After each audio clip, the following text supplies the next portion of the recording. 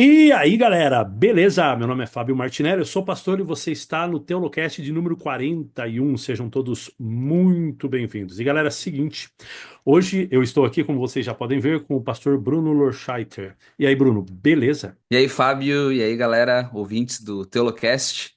É um prazer poder estar aí, né, pra gente falar desse personagem da Bíblia tão conhecido, uma história tão contada, né, pelas crianças, para as crianças, tantas músicas que já foram feitas em relação à história de Jonas e um profeta que é muito parecido com a gente, porque era um cara muito cabeça dura, né? Bom, Lorche, a nossa ideia aqui, ao falar sobre Jonas, é proporcionar aí para os nossos queridos ouvintes que talvez eles, talvez não, eu acho que quem escuta o Teolocast é um amante da boa teologia e também talvez é um expositor da palavra.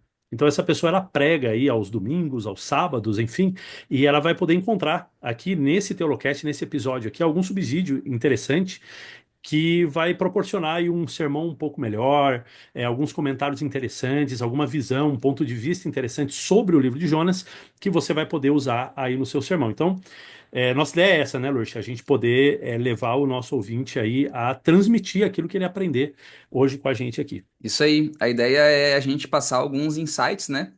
Para quem gosta de pregar perspectivas diferentes, né? Quer sair do mesmo. Então a ideia é essa. E aí você vai ouvindo, vai anotando, de repente algum insight, alguma ideia você pode usar para fazer um sermão só sobre aquilo, né? A gente tinha um professor na faculdade, que eu e o Fábio a gente tinha, que era o pastor Amin Rodor, e ele falava, né? Pega a ideia, irmãozinho, pega a ideia. Então, pega a ideia. Se você achar alguma coisa interessante aí, que seja de bom proveito para todo mundo que vai nos escutar. É isso aí. Escreve aqui pra gente que livro você gostaria que a gente abordasse, que tipo de livro você acha difícil às vezes pregar, ou alguma história aí bem conhecida que você gostaria também de pregar, só que, mas é mais do mesmo. Será que não existe aí alguma coisa mais profunda, algum estudo mais profundo? E para isso, gente, a gente utiliza aqui algumas boas ferramentas também, né? Além da Bíblia Sagrada, olha, tem aqui um livro chamado Comentário Histórico Cultural da Bíblia.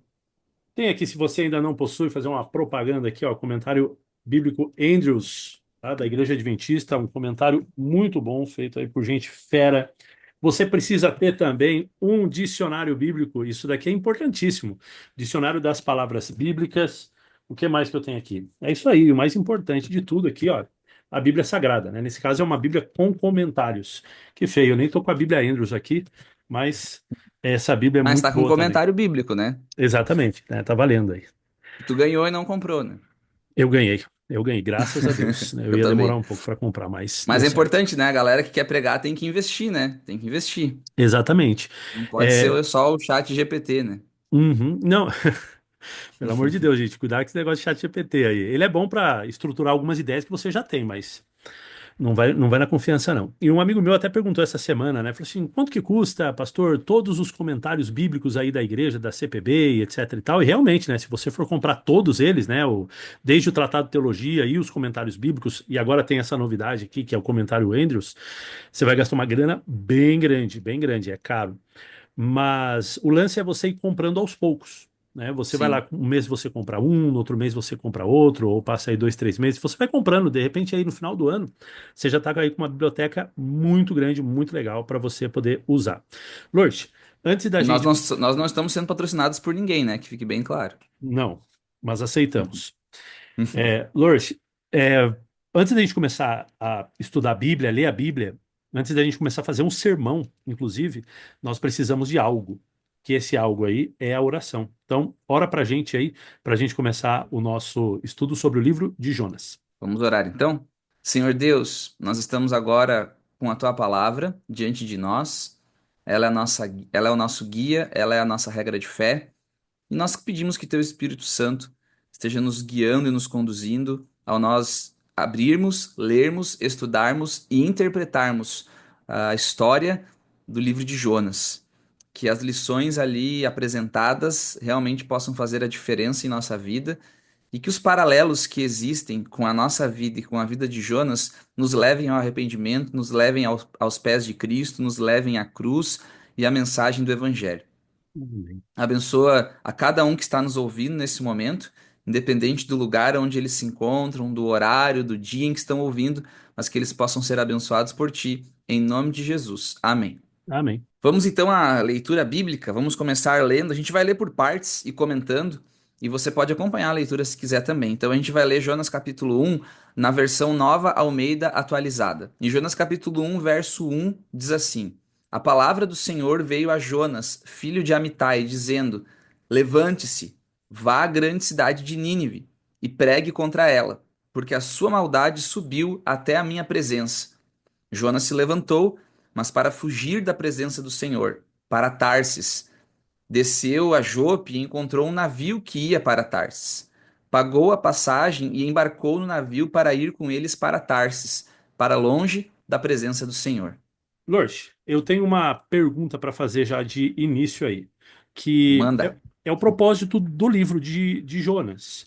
Qual que seria o Sim. propósito, assim? Se você pegar os comentários bíblicos, assim, cada um vai ter uma visão, né? Vai dizer, olha, o propósito é isso, ou o propósito é aquilo outro, e todos estão bem, estão certos, assim.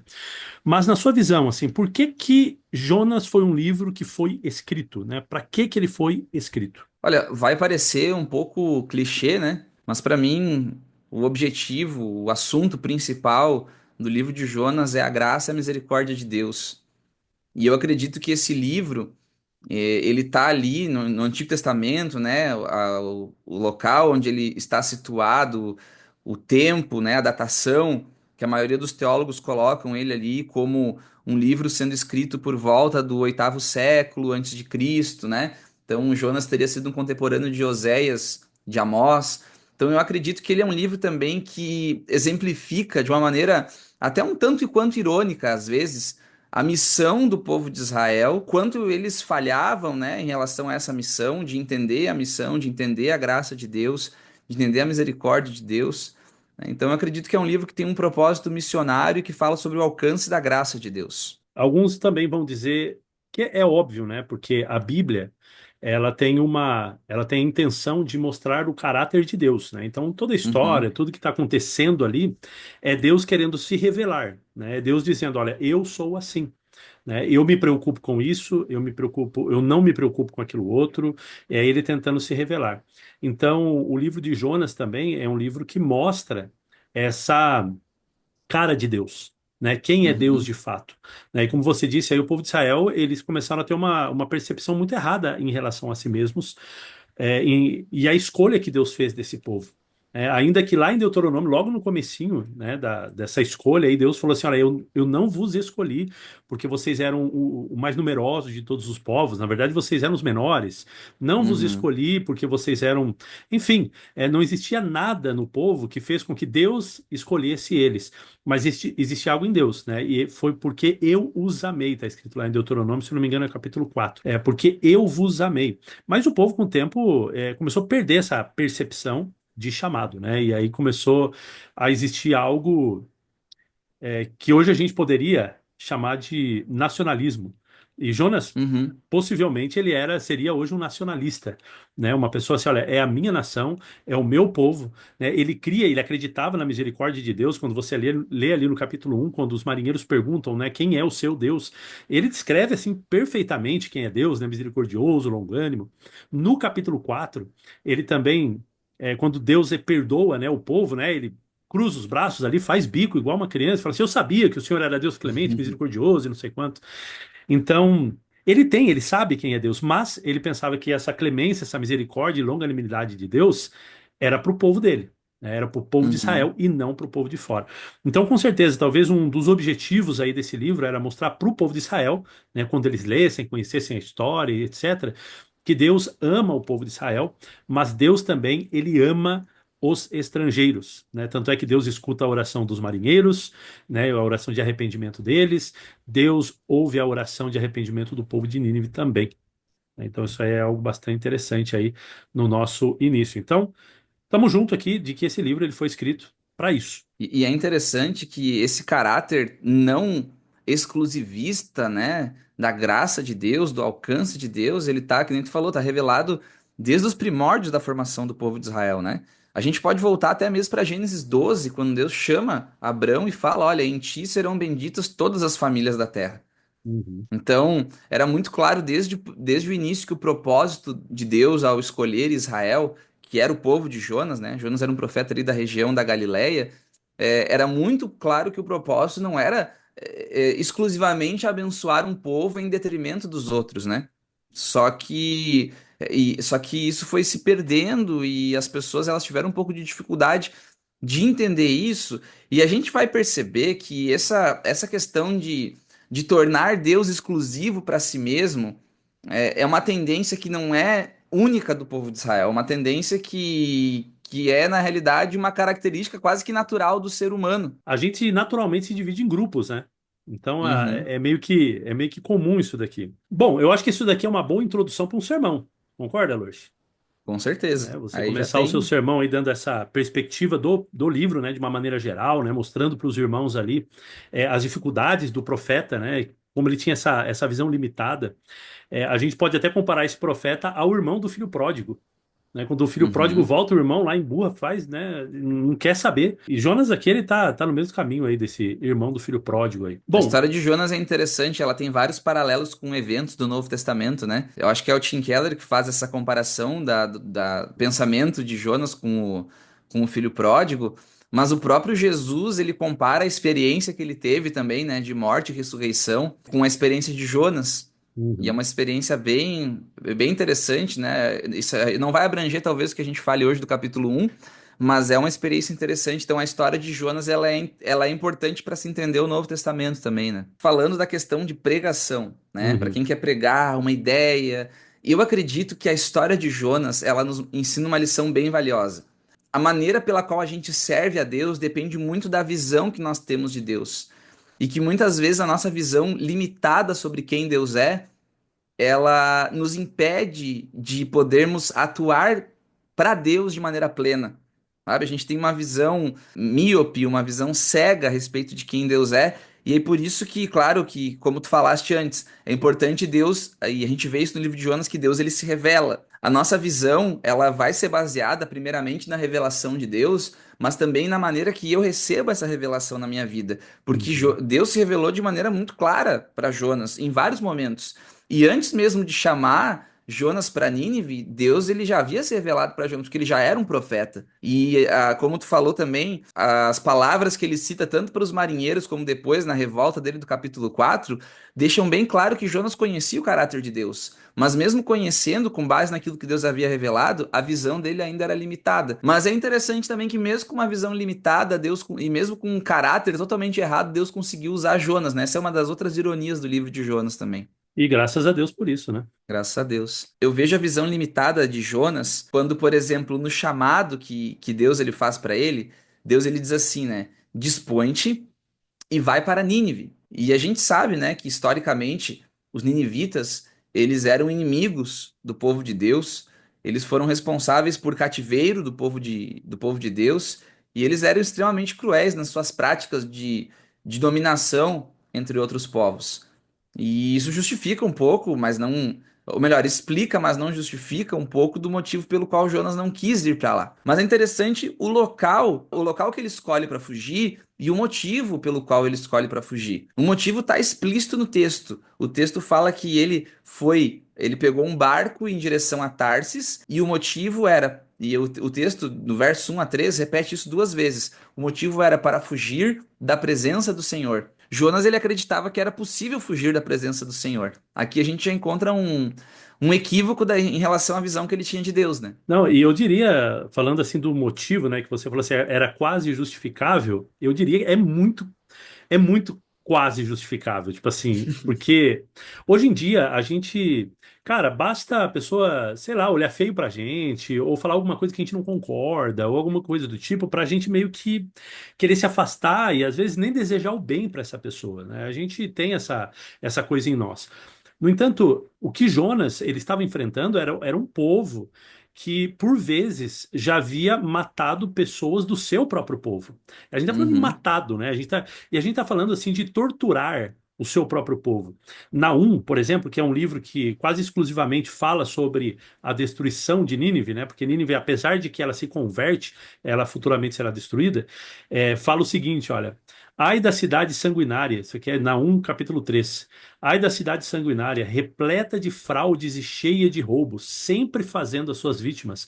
Ah, o estalo dos chicotes, o barulho das rodas, o galope dos cavalos e o sacudir dos carros de guerra. Então, cara, você vê um negócio desse assim, não era só um pessoal que olhou feio para ele. Era uma galera que de fato estava oprimindo o povo dele. Né, que no passado havia feito coisas horríveis com pessoas que talvez até ele conhecesse. E agora Deus estava Uhum. mandando ele lá pregar para esse mesmo povo. Então, assim, é fácil a gente julgar Jonas, né, o profeta fujão, né? É fácil a gente falar assim, pá, mas Jonas também eu vou dizer, hein, cara. Mas imagine se você numa situação como essa. Então, não era uma tarefa tão fácil quanto a gente possa supor, né? Não que eu não estou querendo justificar a Jonas ou dizer que ele teve algum bom motivo para ir, mas se a gente fizer Passando uma um pano legal comparação, aí, né? mas se você fizer uma análise assim com a forma como nós agimos, cara, é um negócio assim complicado mesmo, né? O que Deus pediu para ele não foi uma tarefa fácil. Mas vamos lá. Sim, É, e a gente não tem que ler a história de Jonas olhando, né, para Jonas criticando ele. A gente tem que ler a história de Jonas se enxergando em Jonas, uhum, né? Sim, uhum, porque Jonas somos nós, né? O exatamente. comportamento, a maneira, o pensamento de Jonas tem muitos paralelos com o nosso pensamento hoje. É claro que talvez a gente não tenha uma nação rival cruel como foi Nínive, então o nosso desafio talvez seja até menor do que o desafio Sim, de Jonas, mas a predisposição do coração de Jonas é semelhante à nossa, porque ele também era um ser humano, né? exato. Um detalhe interessante do texto, que eu acho que vale a pena abordar, né, quem for nas suas pregações aí, quando você for compartilhar mensagens sobre o livro de Jonas, é que o texto também apresenta uma outra ironia. Que ele diz assim, ó, Deus ele chega diante de Jonas com uma ordem, dispõe-te e vai para Nínive. E a resposta de Jonas ao chamado do Senhor, a Bíblia fala que Jonas se dispôs mas para fugir da presença do Senhor.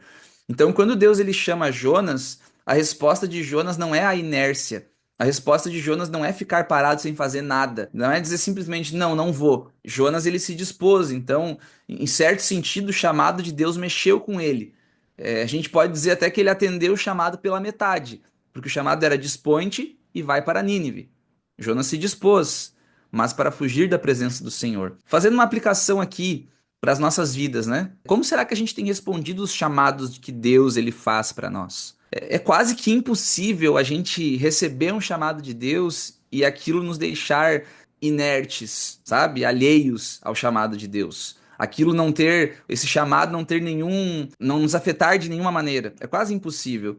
Eu até me lembro de uma música, o pessoal mais das antigas aí vão lembrar, né? O Pastor Bulhão pregava, a Sonete cantava no apelo, a música que dizia assim, né? Começava assim: Quando Jesus te chama e tu não vens, para onde vais então? Então, geralmente, a nossa desculpa para não seguir a vontade de Deus é a nossa disposição para outra coisa. Geralmente a gente fala do trabalho, dos compromissos da vida, de coisas que não são de todo ruins, mas se tornam ruins quando elas são um obstáculo para a gente seguir a ordem e o chamado de Deus, né? Então Jonas ele É, se dispôs, mas para fugir da presença do Senhor. muito legal. E quando ele se dispõe para fugir da presença do Senhor, existe algo interessante no texto. Você leu aí o verso 3, né? Mas Jonas fugiu da presença do Senhor, né? Ele se dispôs para fugir da presença do Senhor, dirigindo-se para Tarsis. Tarsis era a direção contrária aonde ele deveria ir, né? Ele tinha que ir para o norte Uhum, e Tarsis ficava para o sul. E aí, aparece aqui uma palavra que eu até anotei aqui, é a palavra hebraica yarad, que é a palavra descer. E essa palavra ela vai se repetir algumas vezes aqui no texto bíblico.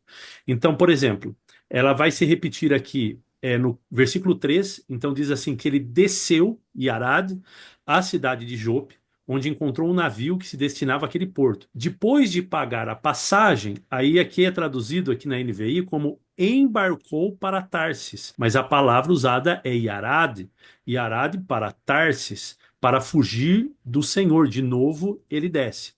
Depois, aparece ali no verso 5. Diz assim: olha, todos os marinheiros ficaram com medo, cada um chamava o seu próprio Deus e atiravam as suas cargas ao mar para tornar o navio mais leve. Enquanto isso, Jonas, que tinha descido e Arad ao porão e se deitara, dormia profundamente. Dormia profundamente. Então, terceira vez que essa palavra vai aparecer. E, finalmente, você vai ver essa palavra aparecendo no verso 6 do capítulo 2, que é aquela oração, aquele salmo que ele faz Uhum. do ventre da baleia ou do peixe, aí a gente vai discutir sobre isso. Ele diz o seguinte: afundei, ou seja, Yarad, até chegar aos fundamentos dos montes.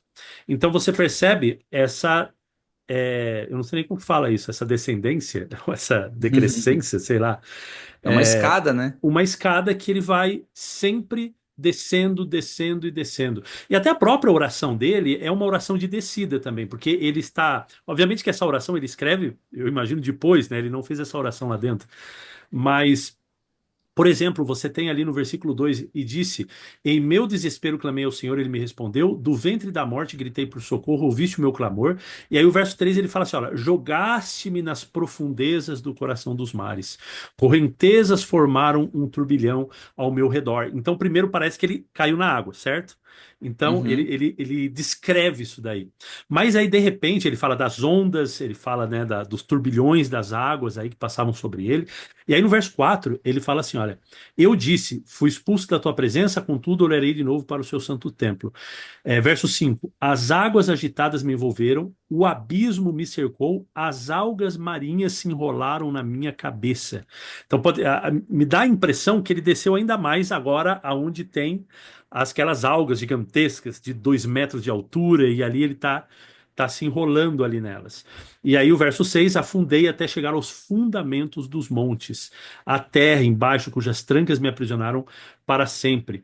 Mas tu trouxeste a minha vida de volta da sepultura, sepultura que é o Sheol, né, onde os mortos estão. E Uhum. essa descida, Lourdes, é interessante, é algo eu acho muito legal, né, tratar isso num sermão também, porque essa descida, ela aparece, essa palavra Yarad, ela vai aparecer em outros textos bíblicos também, junto com a ideia de sepultura, de morte, de cova. Então, por exemplo, Uhum. você tem aqui ela aparecendo em Provérbios, eu anotei aqui, Provérbios capítulo 5 verso 5, olha só, os seus pés, se eu não me engano, esse texto aqui do capítulo 5 ele está falando da mulher adúltera, né, do jovem que está na praça e etc. Então ele fala assim, olha, Uhum. os seus pés descem Yarad para a morte, os seus passos conduzem diretamente para a sepultura. Você tem também aqui Salmo 115:17, esse aqui é bastante conhecido, os mortos não louvam ao Senhor,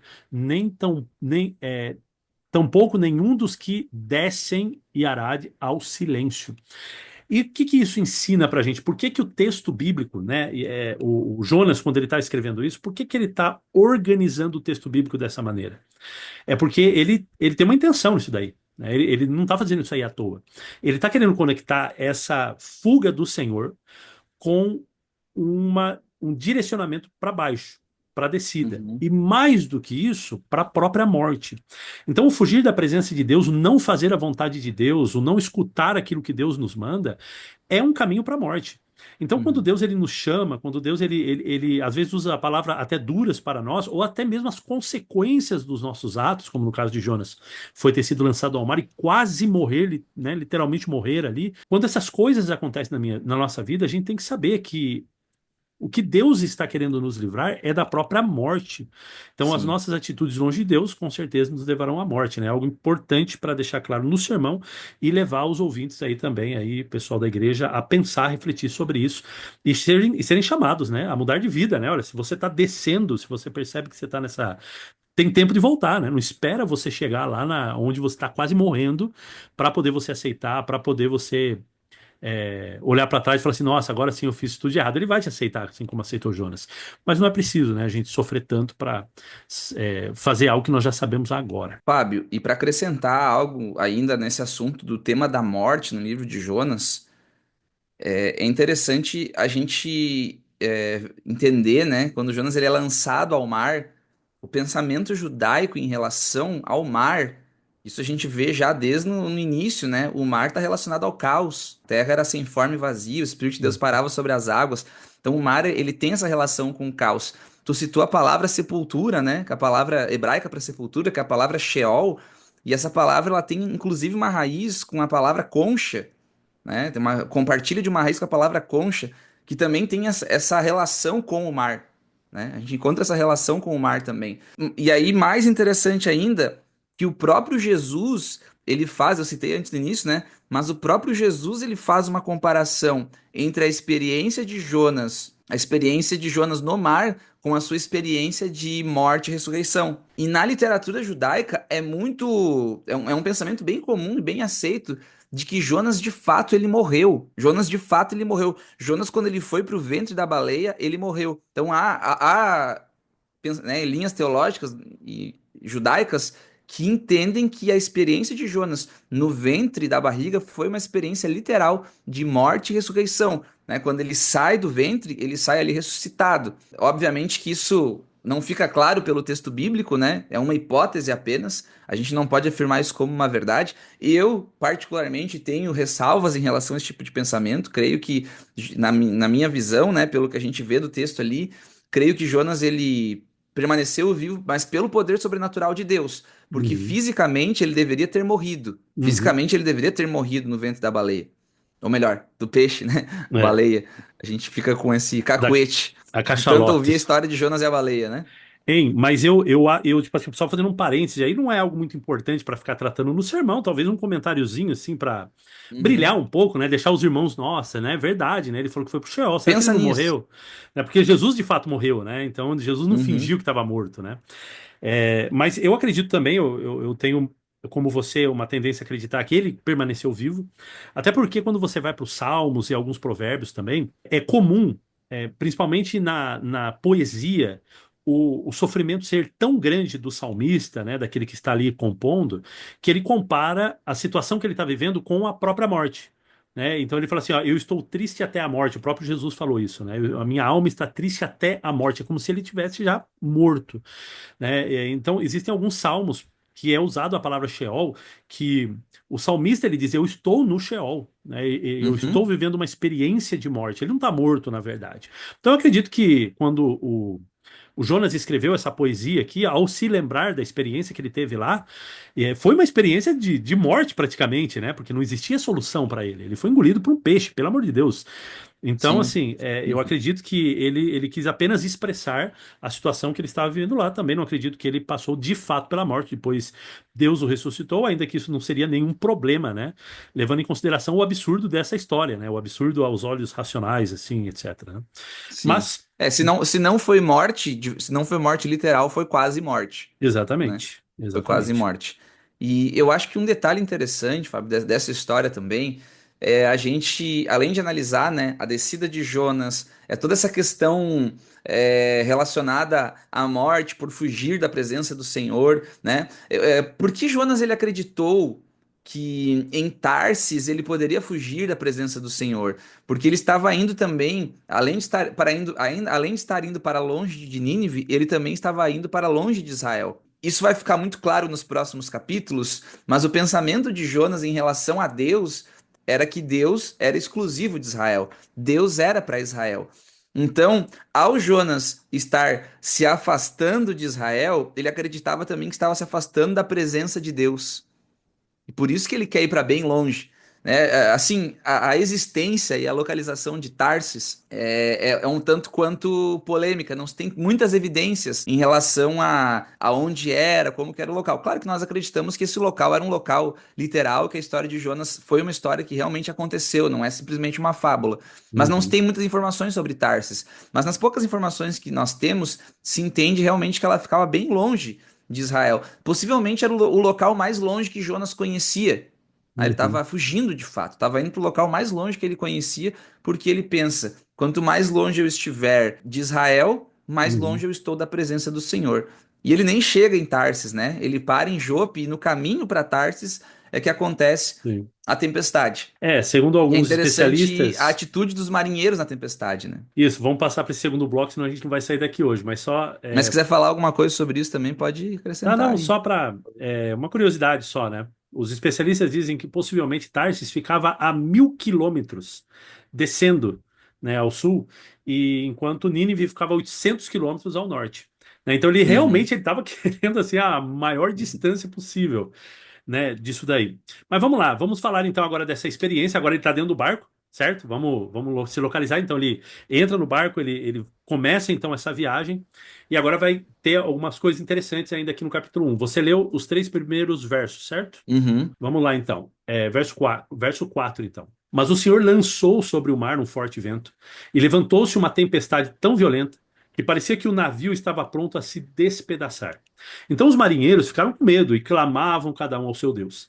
Lançaram no mar a carga que estava no navio para que ele ficasse mais leve. Jonas, porém, havia descido ao porão do navio e ali havia se deitado, dormia profundamente. O capitão do navio se aproximou de Jonas e lhe disse: O que está acontecendo com você, agarrado no sono? Levante-se, invoque o seu Deus. Talvez assim esse Deus se lembre de nós, para que não pereçamos. Os marinheiros diziam uns aos outros: Vamos lançar sortes para descobrir quem é o culpado desse mal que caiu sobre nós. Lançaremos sortes e a sorte. Lançaram sortes e a sorte caiu sobre Jonas. Que sorte, hein? Então lhes disseram: Agora nos diga, quem é o culpado por esse mal que nos aconteceu? Qual é a sua ocupação? De onde você vem? Qual é a sua terra? E de que povo você é? E aí Jonas respondeu: Eu sou hebreu e temo o Senhor, o Deus do céu, que fez o mar e a terra. Então os homens ficaram com muito medo e lhe perguntaram: que é isso que você fez?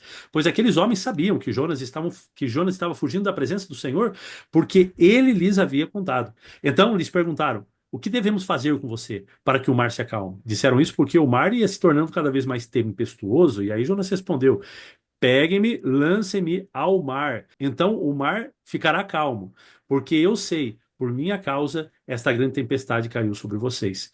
Em vez disso, os homens remavam e esforçaram-se por alcançar a terra, mas não podiam, porque o mar ia se tornando cada vez mais tempestuoso contra eles. Então clamaram ao Senhor e disseram: Ah, Senhor, rogamos-te que não nos deixe perecer por causa da vida desse homem e não faças cair sobre nós esse sangue inocente, porque tu, Senhor, fizeste o que foi do teu agrado. E em seguida os marinheiros pegaram Jonas, lançaram ao mar, e a fúria do mar se acalmou. Então esses homens temeram muito ao Senhor, ofereceram sacrifícios ao Senhor e fizeram votos.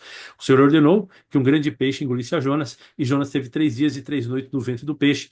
Aí ele já está fazendo já uma introdução para a próxima parte aqui da nossa história. Mas tem muito o que falar agora, hein, Jorge? Nossa. Cara, eu destaco assim, ó, a primeira coisa que eu destaco dessa parte, dessa sessão agora que a gente leu, é a atitude dos marinheiros.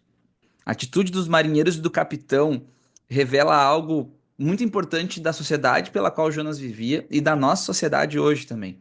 Então Jonas ele estava ali porque ele estava querendo fugir dos ninivitas, ele estava querendo fugir daquele povo pagão. E agora ele se encontra num local cercado de homens pagãos, e a Bíblia deixa claro isso, porque eles, cada um clamou ao seu Deus. Então tinha homens ali que de várias fés diferentes, e nenhum deles tinha a mesma fé que Jonas. Isso aqui revela uma curiosidade interessante sobre o ser humano.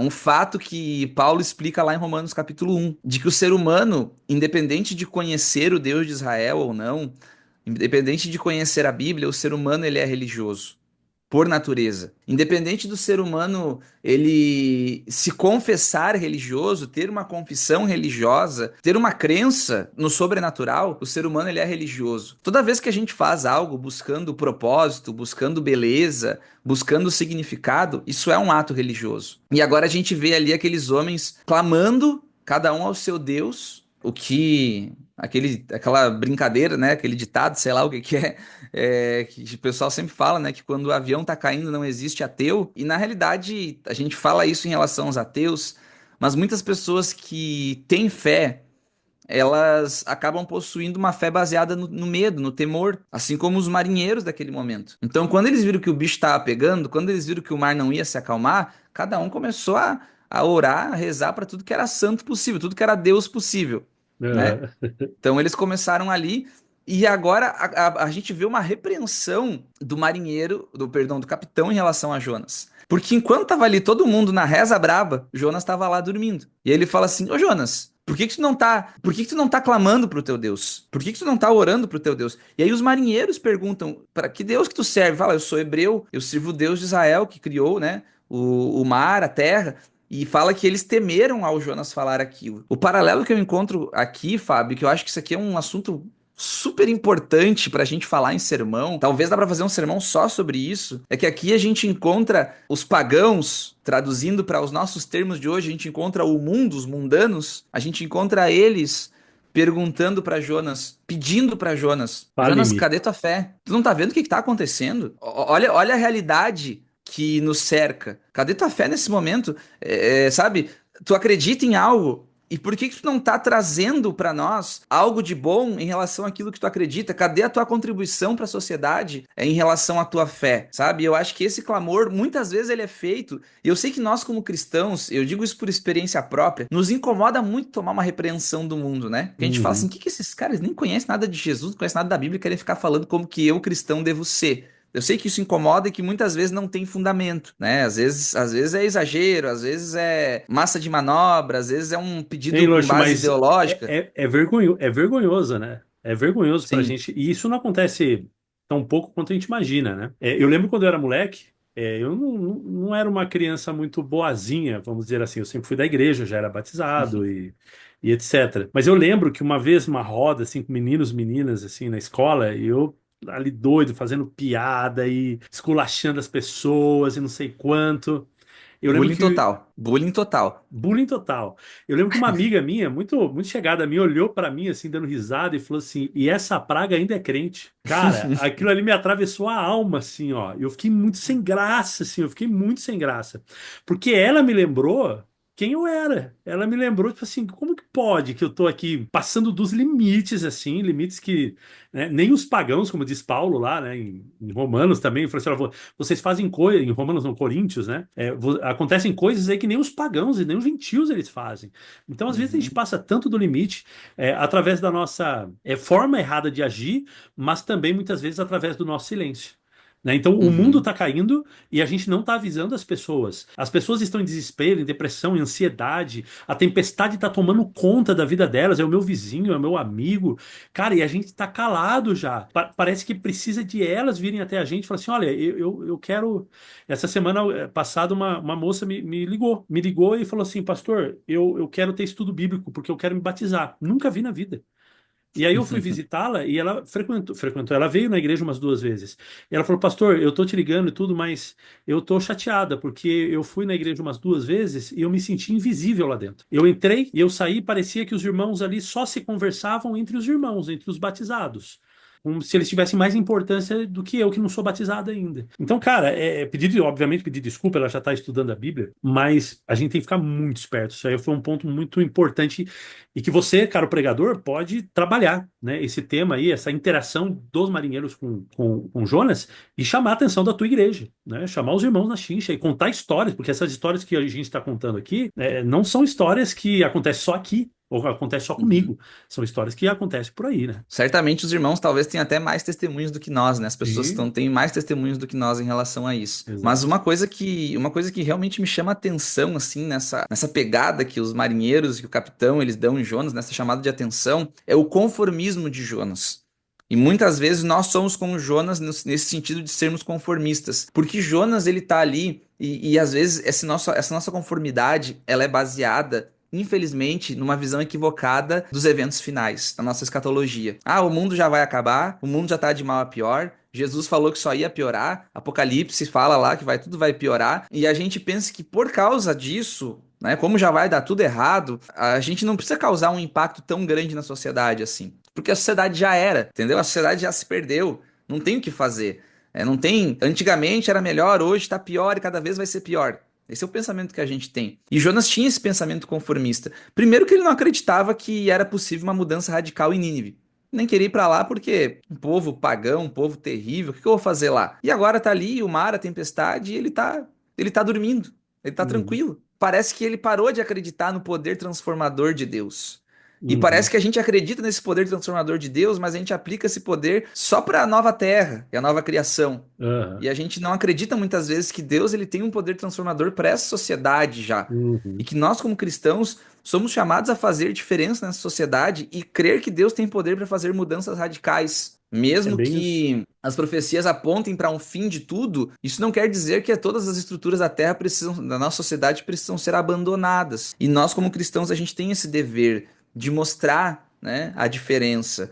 Então, quando a gente vê, por exemplo, problemas sociais acontecendo, catástrofes naturais acontecendo, nessa hora a igreja precisa estar lá, ela precisa mostrar a cara. Nós, como cristãos, precisamos estar lá. A gente não precisa esperar que o mundo venha nos acordar, né? Que o mundo venha nos chamar a atenção e dizer, tá, e cadê vocês? Vocês não estão orando pro Deus de vocês? Cadê vocês fazendo a diferença, né? Eu acho que a história de Jonas, ela nos ensina essa lição bem preciosa também. Interessante. Lorch, uma coisa legal também, assim, eu acho que poderia ser mais uma, como diria o nosso professor de homilética, o Emilson, poderia ser mais uma gavetinha aí para o seu sermão, tá certo? Uhum. Que é o fato de, algo que aparece no texto aqui muito claramente. Quando o Jonas ele é perguntado sobre quem é ele, quem é o povo dele, quem é o Deus dele, etc e tal, ele vai responder corretamente, né? Se você pegar aqui no texto bíblico, ele vai responder exatamente o que é. Ele diz, verso 9: Sou hebreu e temo o Senhor, o Deus do céu que fez o mar e a terra. E todas as vezes que ele vai falar sobre Deus ou quem é Deus, tanto no capítulo 1 quanto no capítulo 2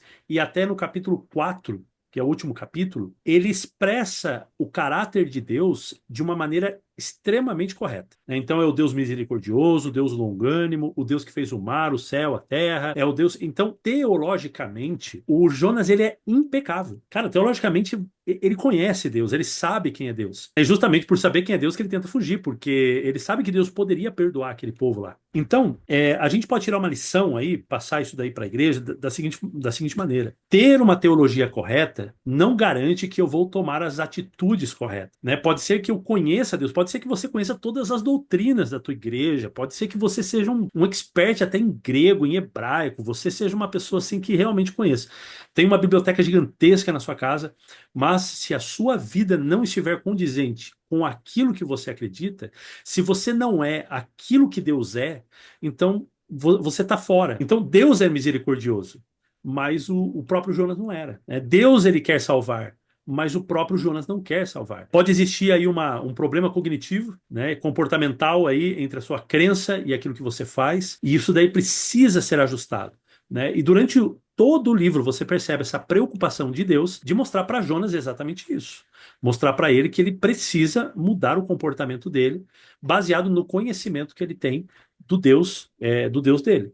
Então, isso daqui eu acho que é algo que dá para colocar e dá para você encaixar em alguma das partes aí dos blocos do seu sermão para poder falar com a igreja sobre isso. E eu acredito que a teologia correta de Jonas, né, o conhecimento que ele tinha a respeito de Deus, ao mesmo tempo era um conhecimento que estava, como que nós podemos dizer, estava distorcido pela disposição do coração de Jonas Exato. e os sentimentos internos que ele carregava com ele. Uhum. Então, ao mesmo tempo que Jonas ele tinha o conhecimento de que Deus era amoroso, misericordioso, criador dos céus, da terra, ao mesmo tempo ele carregava no seu coração sentimentos de vaidade, de orgulho, sentimentos de rancor em relação aos ninivitas, né? Sentimento de superioridade, e esses sentimentos faziam com que ele tinha a teologia correta, mas o que ele sentia no coração dele fazia com que essa teologia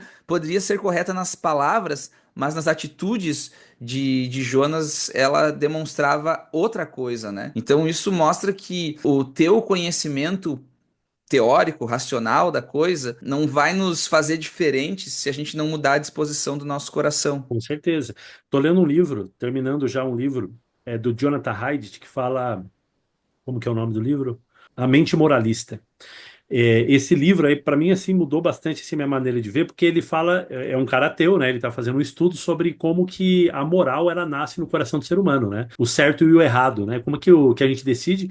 E aí depois ele vai acabar aplicando isso até para política, né? Por que que uma pessoa é de direita, por que que uma pessoa é de esquerda, né? Quais são os valores morais aí que ela precisa ter para tomar certas decisões, enfim. Mas o fato é que ele fala assim que as nossas decisões elas são muito mais baseadas nas nossas intuições do que muitas vezes na nossa razão. Tanto é que a nossa razão, muitas vezes, ela vai servir apenas para guiar as nossas intuições, ou para proteger as nossas intuições, ou dar valia para a nossa intuição. E é verdade isso, né?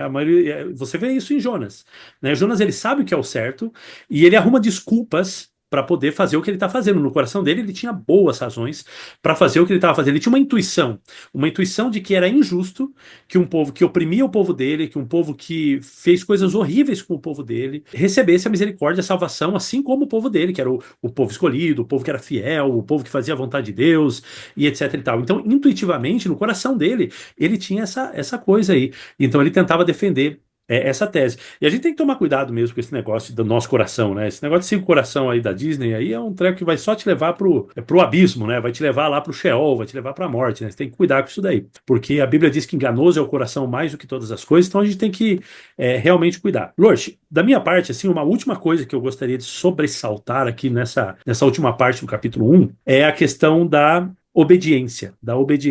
Tudo no texto obedece a Deus. Quando você está estudando a Bíblia, para um sermão principalmente, você tem que perceber no texto qual que é a intenção do autor, tá certo? O que, que o autor está querendo.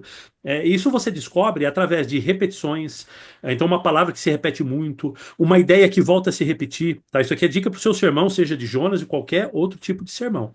Então, você começa a perceber que quando isso começa a acontecer, o autor ele tá querendo passar uma mensagem, ele tem um desejo ali que o leitor, independente de que época, que cultura, que momento, ele entenda isso daí. E no livro de Jonas, né, quando o Jonas escreve o capítulo um aqui, é claro que ele está querendo fazer um grande contraste entre a obediência de tudo no livro e a obediência dele. Eu anotei aqui algumas obediências aqui. Então, olha só, o vento que começa toda aquela movimentação e aquele problema ali no mar, obedece a Deus, né? Deus envia o vento. Deus envia o peixe para engolir a Jonas, né? O peixe, ele obedece. Ele ordena que o peixe vomite Jonas. O peixe continua obedecendo. Ele faz a planta, no capítulo 4, ele faz uma planta crescer em terra seca. Depois ele manda um verme para destruir a planta. E depois ele manda um vento fresquinho lá do leste para poder dar um alívio para o Jonas ali daquele sol. Então tudo. E se você. Os marinheiros obedecem a Deus, né? Eles oram a Deus, Uhum. né? Eles obedecem a Deus. E Oferecem Jonas sacrifícios a Deus. oferece sacrifícios, né? Parece uma aparente conversão ali acontece. Uhum. Talvez já prenunciando o que iria acontecer com Nínive, né? Coitado Os do Jonas lá. ninivitas obedecem a Os Deus. O ninivitas rei. obedecem a Deus, né? Então tudo obedece a Deus, menos Jonas. Então você tem esse contraste aí realmente. E Deus, no livro, você percebe Deus querendo salvar os marinheiros, Deus querendo salvar os ninivitas e Deus querendo salvar a Jonas, né? Então Deus está tentando salvar os de dentro e os de fora também, né? Todos precisando da mesma salvação. Então essa graça que Deus tem, essa misericórdia, e é um negócio tão maluco, né? Que Jonas, quando ele é salvo e ele escreve o salmo dele, ali no capítulo 2, ele fala sobre essa misericórdia de Deus. Ou seja, ele sabe, Senhor, eu não mereço. Eu fugi do Senhor e Deus obedeci. O que eu merecia era ficar sepultado ali, mas o Senhor veio e me tirou de lá. Deus é misericordioso. E aí ele termina, se eu não me engano, no versículo 9. No versículo 9, capítulo 2, verso 9, ele diz: Mas com voz do agradecimento eu te oferecerei sacrifício, o que prometi cumprirei. Ao Senhor pertence a salvação. E essa ideia de que ao Senhor pertence a salvação vai continuar se repetindo, né? Então, os marinheiros são salvos, ao Senhor pertence a salvação. Nínive, ela é salva, ao Senhor pertence a salvação. Jonas, ele é tirado ali do peixe e jogado ali na praia novamente, ao Senhor pertence a salvação. Então, mais uma coisa aí para você encaixar e expressar aí na hora de você pregar. E eu também, eu finalizaria essa nossa reflexão aí sobre o livro de Jonas e todos esses comentários aí, né, que a gente tem feito, essas ideias que a gente tem dado para pregadores. E eu acho que mesmo quem não prega, não gosta de pregar, também pode ser enriquecido, né, com conhecimento, com teológico, os insights que a gente está tendo aqui sobre esse livro. É, mas eu acredito que a história de Jonas, esse final aqui que a gente está lendo do capítulo um especialmente, ela fala muito sobre o nosso relacionamento com Deus.